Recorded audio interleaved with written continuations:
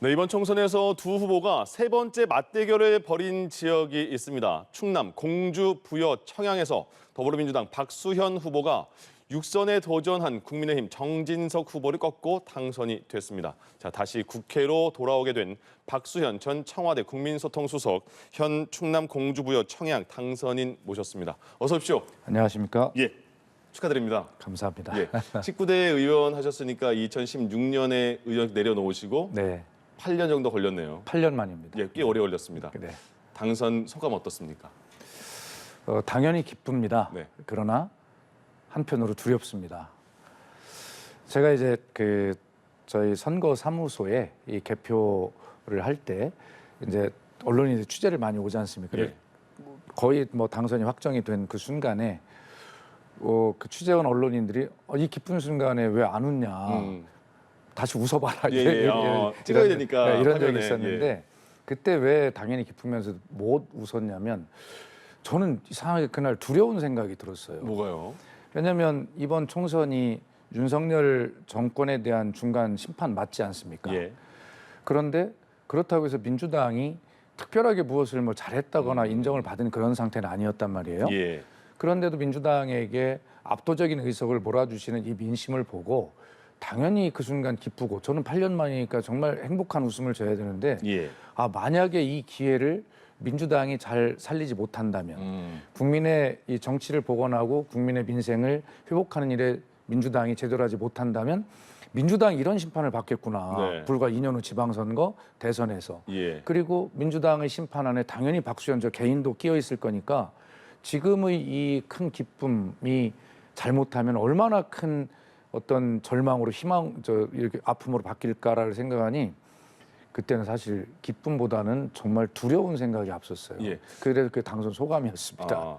당선된 그런 기쁨 순간인데 그런 생각까지 들었으니까 압박이 대단하셨나 보네요. 그러니까요. 예. 어쨌든 그런 민심의 크기가 바로 이런 거구나 하는 걸 분명히 느끼게 해준 그런 선거였고 그래서 이번 22대 국회가 구성이 되면 여야 할 거 없이 정말 잘해야 합니다. 네. 21대 국회처럼 그렇게 하면 안 돼요. 예. 그래서 근데 걱정인 것은 그러나 국민의께서 주신 의석을 보면 민주당에게 압도적인 의석을 주셨지만 예. 결과적으로는 국민의힘도 100석이 넘었기 때문에 타협과 협치를 통해서 그렇게 해결해 나가지 않으면 21대처럼 결과적으로 민주당은 어쨌든 열심히 노력을 하지만 막판에 가서는 민주당 단독으로 처리할 수밖에 없으니까 이것을 입법 독재라고 하는 프레임에 걸려서 또 혼이 나고 예. 그런 거 통과가 되면 대통령은 거부권을 행사하는 이러한 어떤 도돌이표가 22대 국회에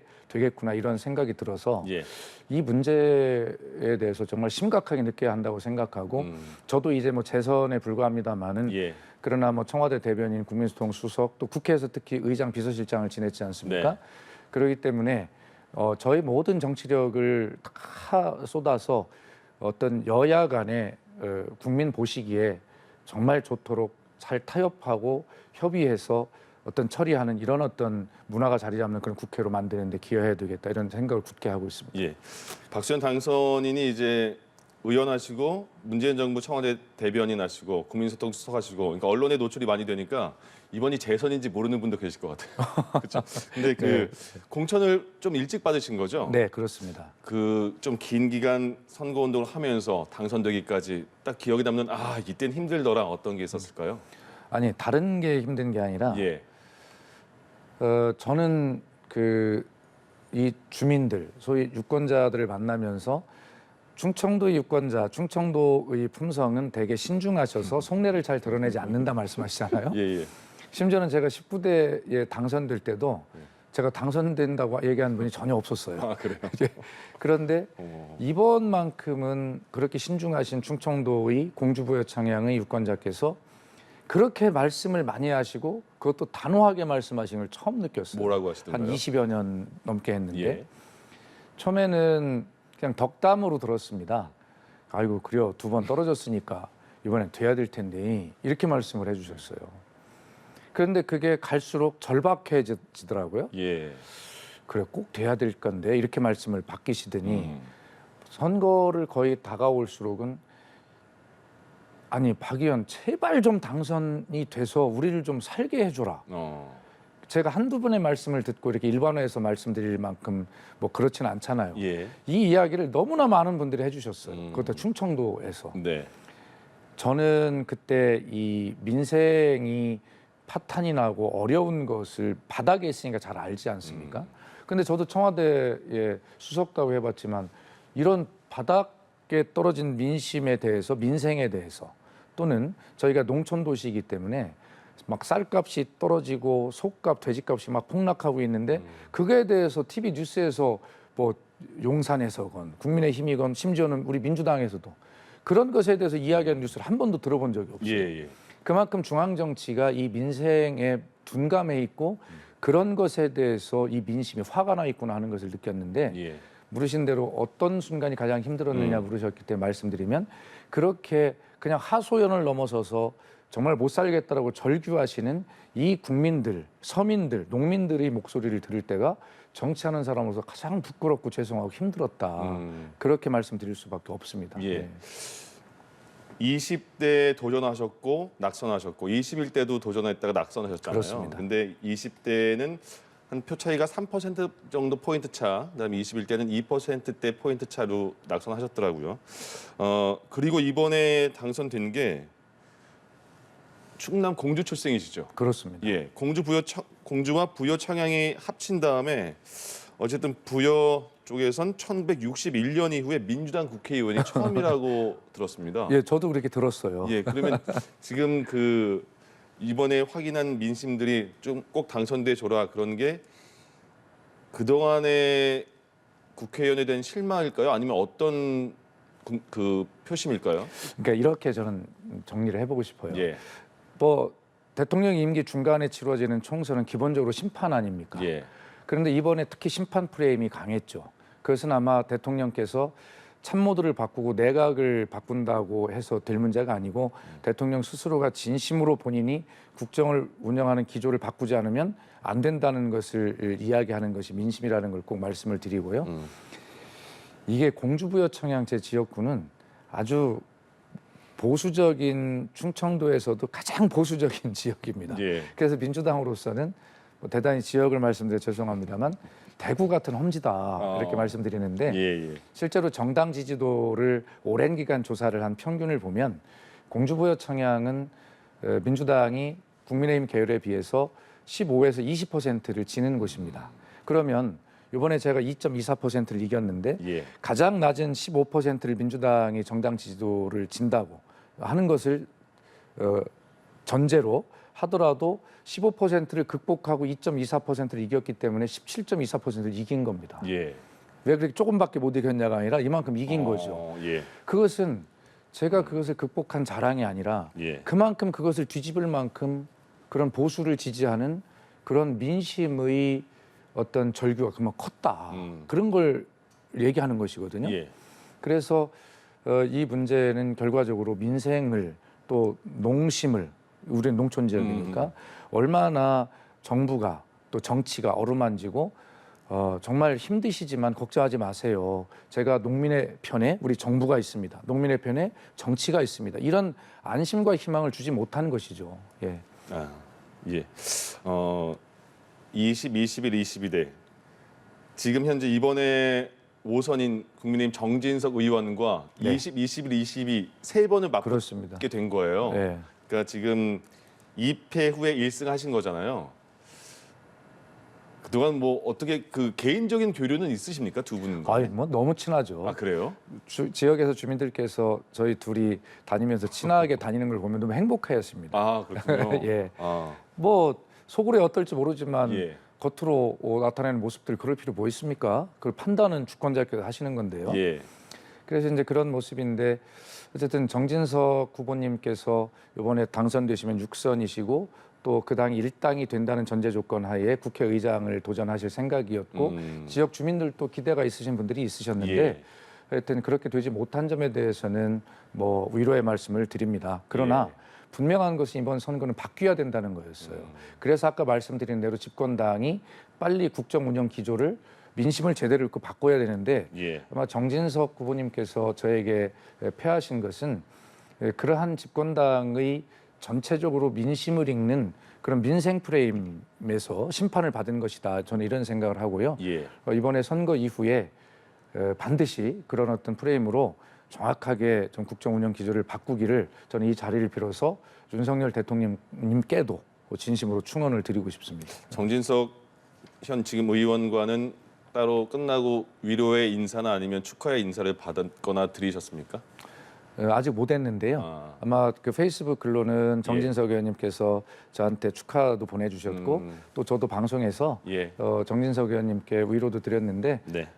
이것은 박수현의 승리나 정진석의 패배가 아니라 국민 주권자의 입장에서 보면 일꾼이 바뀐 것뿐입니다. 예. 그렇기 때문에 정진석 의원님이 그동안 일을 하셨다면 이번엔 제가 일을 하는 것이니까 승리 패배의 구조로 볼 게 아니다. 그렇게 말씀을 드렸습니다. 알겠습니다.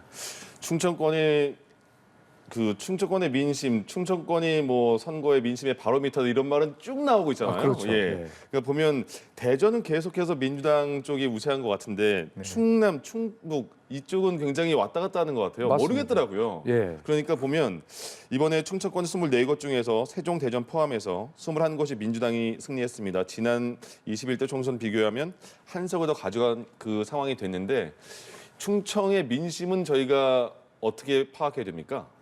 그러니까 충청은 그 민심의 바로미터라고 이야기를 하는 이유가 뭐냐면 지금처럼 상당히 가변적이잖아요. 예. 그러니까 그때 민심이 가장 잘 반영되는 선거를 하시는 분들 같아 말씀 없으시지만 조용히 지켜보시는 예. 거죠. 그러니까 가변적이에요. 그 사이에 지방선과 또 대선 이런 것들을 비교해 보면 그렇죠. 정말 롤러코스터거든요.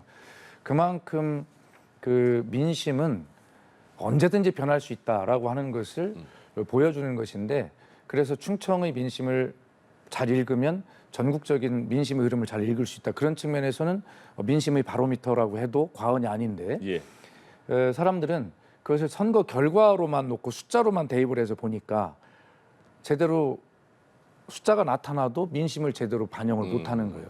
민주당이 집권했던 예. 국민이 집권했던 결과적으로 그런 결과가 나왔으면 왜 이렇게 됐을까? 숫자에만 집착하지 말고 그 숫자를 나타나게 한 그 정말 민심을 보고 국정을 운영 방향이나 이런 것들을 빨리 수정을 해야 되는데 예. 그냥 그 숫자만 보고 분석을 하는 거죠. 예.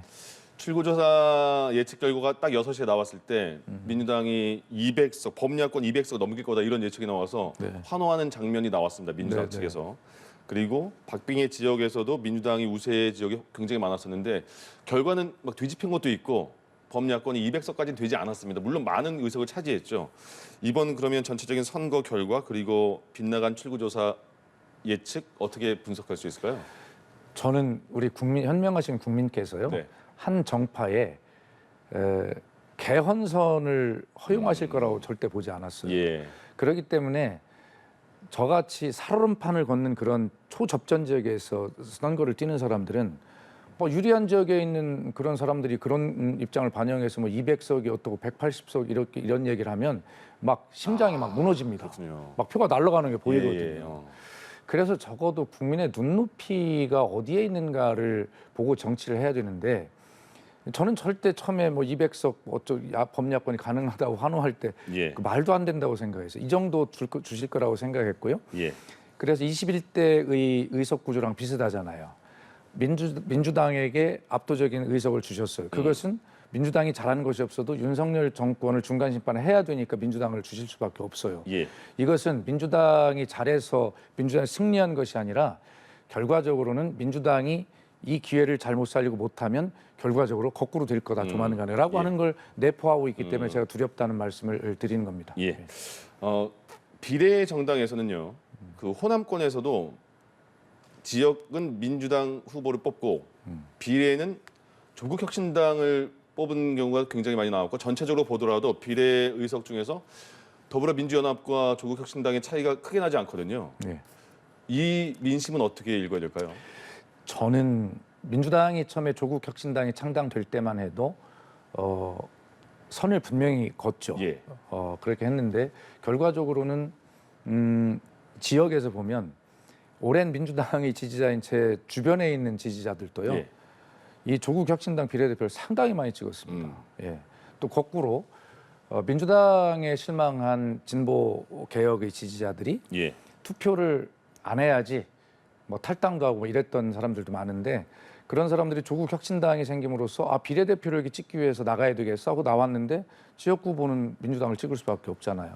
그래서 서로 선을 긋고 시작했지만 선거에서는 상당히 서로에게 실질적인 어떤 영향을 미친 선거였다 이렇게 보고요. 예. 그것이 향후 의회의 운영 과정에서도 선별적으로 그렇게 나타날 것이다 생각을 하는데요.